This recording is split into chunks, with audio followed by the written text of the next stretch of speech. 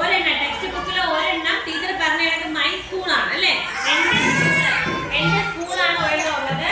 അതിനകത്ത് we go to a school to studying and learning new things. നമ്മള് പുതിയ പുതിയ കാര്യങ്ങൾ അറിവുകൾ നേടാൻ വേണ്ടി എവിടെയാണ് വരുന്നത്? സ്കൂളിലേക്കാണ് വരുന്നത് അല്ലേ? അപ്പൊ നോക്കൂ, we do many activities in a എവിടെയാണ്? സ്കൂൾ അല്ലേ? we do many activities in a school. നമുക്ക് സ്കൂൾ എന്തൊക്കെയുണ്ട്? കുറെ ആക്ടിവിറ്റീസ് ഉണ്ട് അല്ലേ?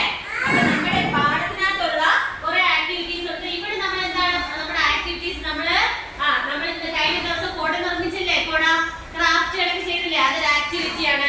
പിന്നെ നമ്മൾ പഠിക്കുന്നുണ്ട്, നമ്മൾ കളിക്കാൻ പോകുന്നുണ്ട്. അതിനിടയ്ക്ക് എന്താണ് നിങ്ങളെ ഇവിടെ മോളിലെ ഗ്രൗണ്ടിലൊക്കെ കൊണ്ടുപോകുന്നുണ്ട് അല്ലേ? പാർക്കിൽ കൊണ്ടുപോകുന്നത്. ഇതെല്ലാം പിന്നെ നമ്മുടെ ടെക്സ്റ്റ് ബുക്കിലും നോട്ട് ബുക്കിലും ഒക്കെ നിങ്ങൾക്ക് തരുന്നത് ആക്ടിവിറ്റീസ് ആണ്. നിലവിൽ നിങ്ങളുടെ ടെക്സ്റ്റ് ബുക്കിൽ ഇപ്പൊ കാണുന്നത് ആ സ്കൂളിലെ ആക്ടിവിറ്റീസ് ആണ്. അപ്പൊ നോക്കിയേ, ഫസ്റ്റ് ആയിട്ട് കൊടുത്തേക്കുന്നത് സ്വിമ്മിങ്.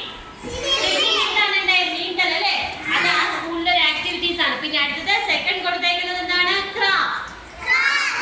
പേപ്പർ കൊണ്ടൊക്കെ നമ്മൾ വർണ്ണ കടലാസ് കൊണ്ട് വെട്ടി വെട്ടി ഓരോരോ രൂപങ്ങളും ഓരോരോ സാധനങ്ങൾ ഉണ്ടാക്കുന്നതാണ് ക്രാഫ്റ്റ്. സെക്കൻഡ് ആയിട്ട് കൊടുത്തേക്കുന്നത് ഈറ്റ്. നിങ്ങൾ സ്നാക്സ് ഒക്കെ കഴിച്ചില്ലേ?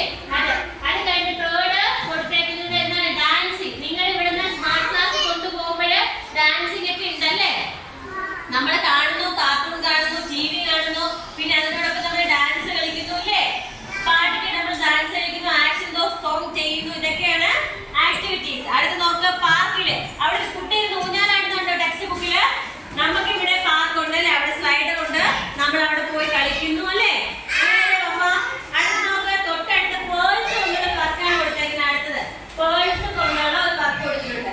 അതിനകത്ത് ഇതെല്ലാം ആ സ്കൂളിന്റെ ആക്ടിവിറ്റീസ് ആണ്. ഇവിടെ നമുക്ക് നിലവില് ആ വർക്ക് ചെയ്യാനായിട്ടേ ഉള്ളൂ കേട്ടാ.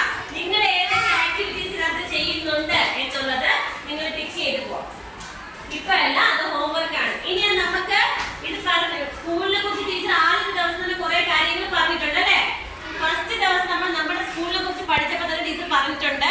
അപ്പൊ സ്കൂളിലെ ആക്ടിവിറ്റീസ് നിങ്ങൾക്ക് അറിയാവുന്ന കാര്യങ്ങളാണ് അല്ലേ?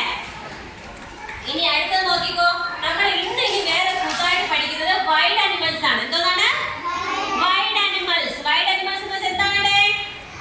വൈൽഡ് ആനിമൽസ് എന്ന് വെച്ചാൽ എന്താണ്? കാട്ടില് ജീവിക്കുന്ന ജീവികൾ അല്ലേ? വൈൽഡ് ആനിമൽസ് എന്ന് വെച്ചാൽ എന്താണ്? ഉറച്ചു പറഞ്ഞേ. ജീവികൾ അല്ലേ? നോക്കി ആ ചിത്രത്തിൽ നോക്കി നിങ്ങൾക്ക് എത്ര ജീവികളുടെ പേര് പറയാൻ പറ്റും? ആ ചിത്രം നോക്കി പറഞ്ഞേ. സിംഹം. പിന്നെ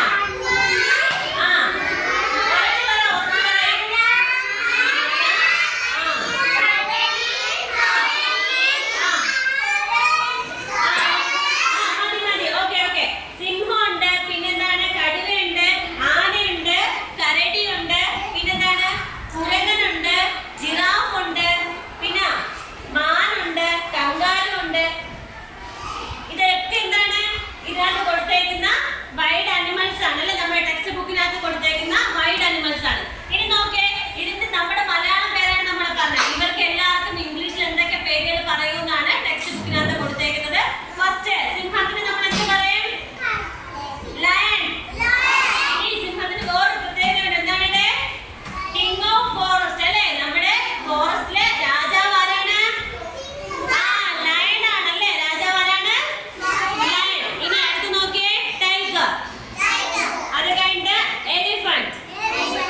എലിഫന്റ്. ഈ ജീവികളെല്ലാം നിങ്ങൾ എവിടെ പോയപ്പോ കണ്ടു? സൂല് പോയപ്പോ കണ്ടിട്ടില്ലേ? കണ്ടിട്ടുണ്ടാടേ?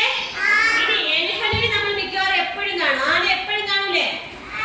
പിന്നെ ഇനി എന്താണ്? ആനയ്ക്ക് ഒരു പ്രത്യേകത ഉണ്ട്. എന്താണ്? ഏറ്റവും വലിയ കരയിലെ ഏറ്റവും വലിയ ജീവി ഏതാണ്? കുറച്ച് പറഞ്ഞേ, ഏറ്റവും വലിയ ജീവി ഏതാണ്? അത് കഴിഞ്ഞിട്ട് തൊട്ട് താഴെയായിട്ട് കരടി കണ്ടോ? അടുത്തത് കുരങ്ങൻ, മങ്കി.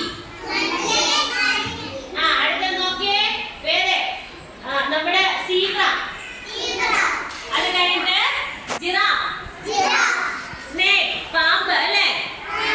പിന്നെ മാൻ, ഡിയർ, കങ്കാരു, പിന്നെ ഹിപ്പോപ്പൊട്ടാമസ്. ഇതൊക്കെ എന്തിൽ കൊടുത്തിട്ടുണ്ട്? ഇതിൽ കൊടുത്തിട്ടുണ്ട്. നമുക്കിനി ഓരോന്നായിട്ട് പഠിക്കാം. ഏത് 3-4 വെച്ച് നമ്മൾ പഠിച്ചാലേ നമുക്ക് പരീക്ഷയ്ക്ക് തീരുള്ളൂ അല്ലേ? അപ്പൊ നമുക്ക്